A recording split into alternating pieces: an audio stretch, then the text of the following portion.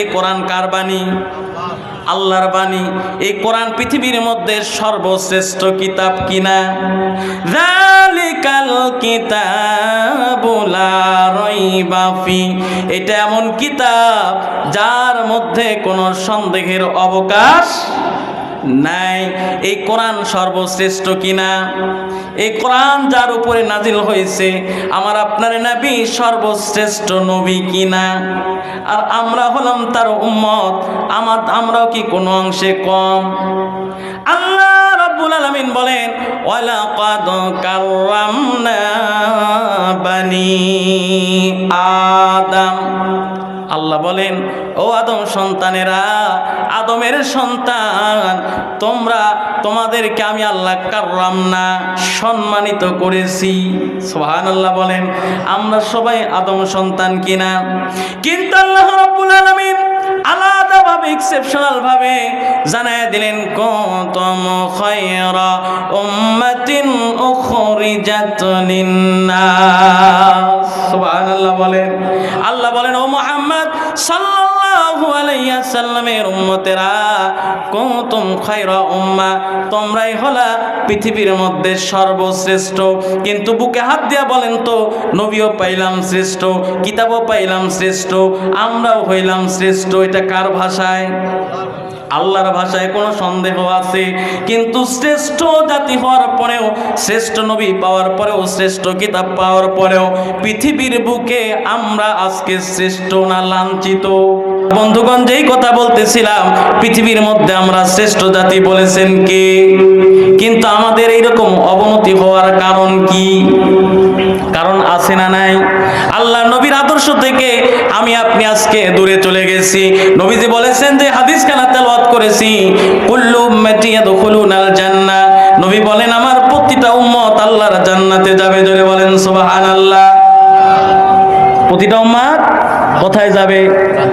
ইল্লা মান আবা, তবে সে ব্যতীত যে আমি নবীকে অস্বীকার করলো। সাহাবায়ে কেরাম বলেন, হুজুর আপনাকে কারা কারা অস্বীকার করবে? কে বা কারা আপনাকে অস্বীকার করবে? আল্লাহ নবী বললেন, ক্বালা মান আতাআনি দাখালাল জান্নাহ, যেই ব্যক্তি আমি নবীর আনুগত্য করবে, আমি নবীকে মহব্বত করবে, আমি নবীর অনুসরণ করবে, সে আল্লাহর জান্নাতে যাবে। ওয়া মান আসানি ফাকাদ আবা, আর যে আমি নবীর আনুগত্য থেকে মুখ ফিরায় নিবে, ওই ব্যক্তিটাই আমি নবীকে অস্বীকার করলো। আজকে বড় টাচ ফোন, আপনি গুগলে ঢুকেন, নেট কানেকশন চালু করে দেন, গুগলের মধ্যে ঢুকে লেখেন পৃথিবীর সব থেকে ভালো মানুষ কে, পরীক্ষা করবেন, লিখবেন, আপনি দেখবেন প্রথম নম্বরে যার নাম আসবে তিনি হলেন আমার আপনার নবী রাহমাতুল লিল আলামিন। জোরে বলেন সুবহানাল্লাহ। এগুলোর পরিচালনা কিন্তু বিধর্মীরা, কিন্তু বলতে গুগল বাধ্য হয় পৃথিবীর সব থেকে ভালো মানুষ কে? তাইলে বলেন তো, এই নবীর আপনার আদর্শের থেকে বড় আদর্শ আর কিছু হতে পারে? আমার বন্ধুগণ একটু মনোযোগ দেন, আল্লাহর নবী রাহমাতুল লিল আলামিনের আদর্শ কেমন ছিল?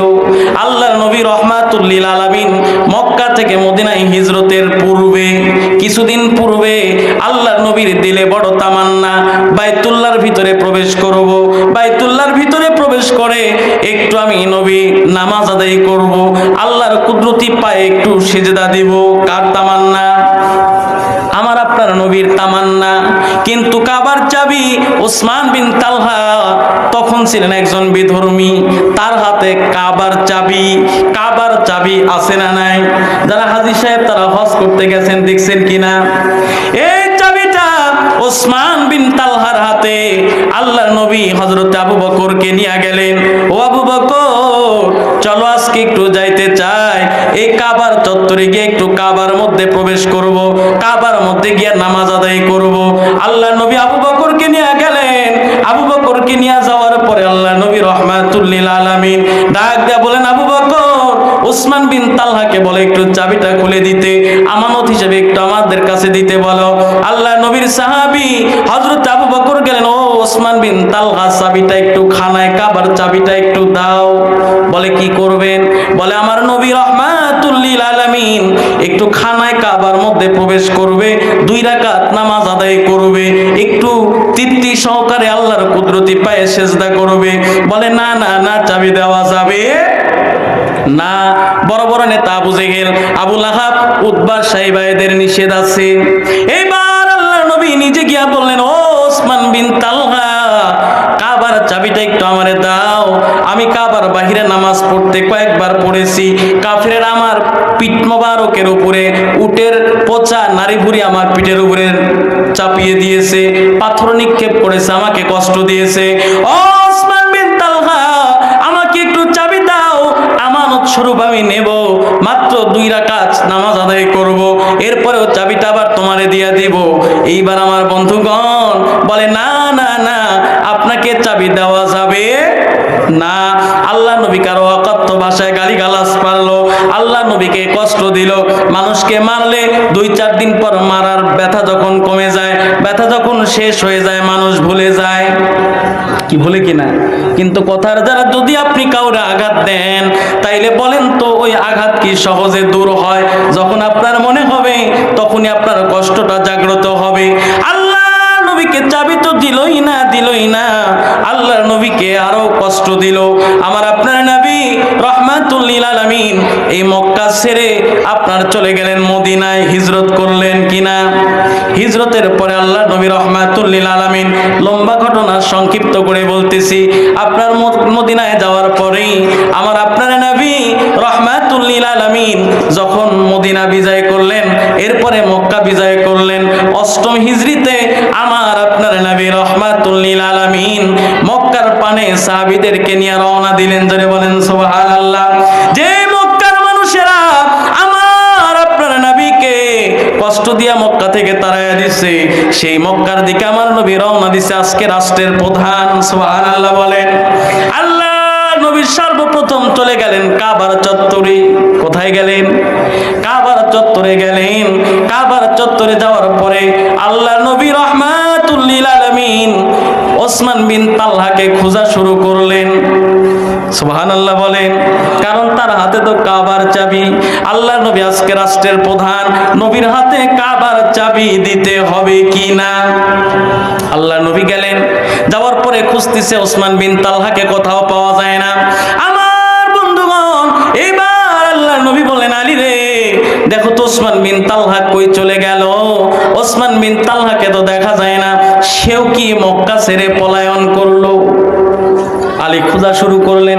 কারণ এই সময় একটা গুজব ছড়াইতে শুরু করে দিল মক্কার কাফেরেরা। মুহাম্মদ বিন আব্দুল্লাহ মক্কা বিজয়ের দিন 8ম হিজরিতে মক্কার দিকে রওনা দিছে।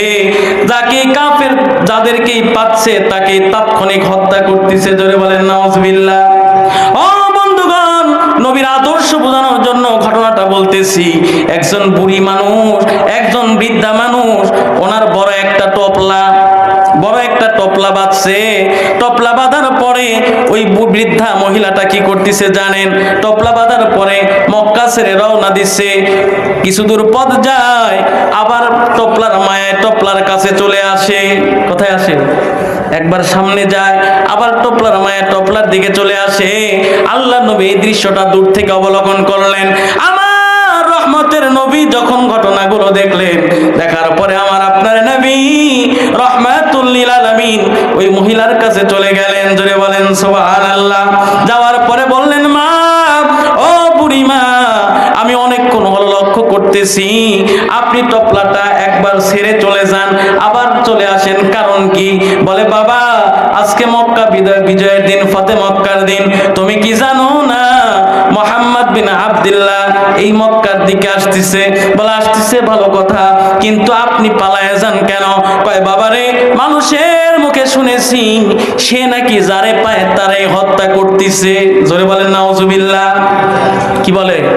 কয়, যারে পায় তারে কি করতেছে? হত্যা করতেছে। বলে, বাবারে, এই জন্য আমি ওই খারাপ মানুষের চেহারা দেখতে চাই না।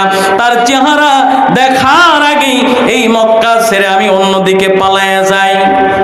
আল্লাহ নবী বলেন, মা, তাইলে টপলার দিকে আসেন আর যান। এটা করার কারণ কি? ডাক দেয়া বলে, বাবা, এই টপলার মধ্যে আমার নিত্য প্রয়োজনীয় জিনিস আছে, এই টপলার মায়া ছেড়ে আমি যাইতে পারি না, কিন্তু বার্ধক্যজনিত কারণে এই টপলাটা আবার নিতেও পারি না। এইবার আমার আপনার নবী নিজের পরিচয়টা গোপন রাখলেন, দেখেন কেমন আদর্শবান নবী। এই মক্কার কাফেরেরা একদিন আমার নবীকে কষ্ট দিয়ে তাড়ায়া দিচ্ছে।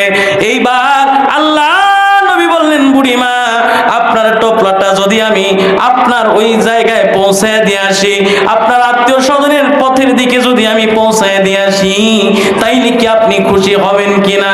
বুড়ি বলে, বাবা এই মুসিবতের সময় মানুষ কেউ কাউরে চিনে না, কেউ কাউরে দেখতেছে না, কেউ কারো খবর নিচ্ছে না। তুমি আমার এই টোপলাটা পৌঁছে দিয়ে আসবে, আমি তো অত্যন্ত খুশি হব, তোমার জন্য দোয়া করব। বাবা তোমার মতো মানুষকে বাদ দিয়া ওই মুহাম্মদ বিন আব্দুল্লাহকে নবুয়ত কেন দিল? সুবহানাল্লাহ বলেন। আল্লাহ নবী নিজের পরিচয়টা কি করলেন? গোপন রাখলেন। বুড়ি মায়ের টোপলাটা আল্লাহ নবী মাথায় নিলেন, বললেন, মা দেন দেন, আমার কাঁধে উঠায় দেন।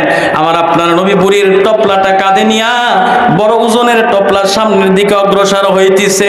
যাইতে যাইতে এক পর্যায়ে দীর্ঘ পথ অতিক্রম করলেন, নবীজি নিজের পরিচয় প্রকাশ করলেন না।